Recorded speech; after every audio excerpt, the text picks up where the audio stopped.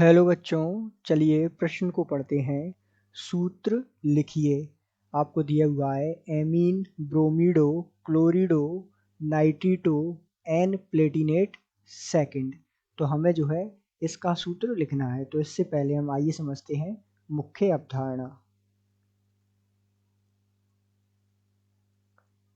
तो सामान्यतः ऐसे प्रश्नों को हल करने के लिए हमें मुख्य अवधारणा के रूप में उप सहसंयोजक यौगिक के नामकरण की जानकारी होना आवश्यक है।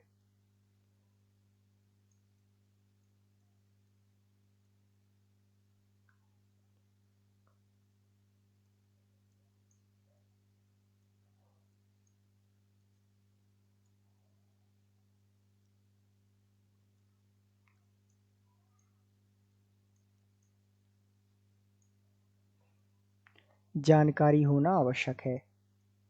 तो आइए हम साथ साथ में जो है इस पर चर्चा करते हैं और इस जो आपको दिया हुआ है नाम, इसको हम जो है सूत्र में बदलने का प्रयास करते हैं। सबसे पहले यदि हम देखें तो यहाँ पर जो है दिया हुआ है एमिनो। तो एमिनो जिसका सूत्र होता है सामान्यतः यदि हम देखें तो इसको जो है NH3 से दर्शाया जाता है।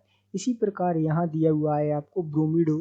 तो इसे जो है सामान्यतः हम Br से दर्शाते हैं, अर्थात ब्रोमीडो ब्रोमीन एमीन, अर्थात जो एमीन दिया हुआ है जिसे हम NH3 लिखते हैं। इसी प्रकार क्लोरिडो, यहाँ क्लोरिडो का मतलब है क्लोरीन से होता है।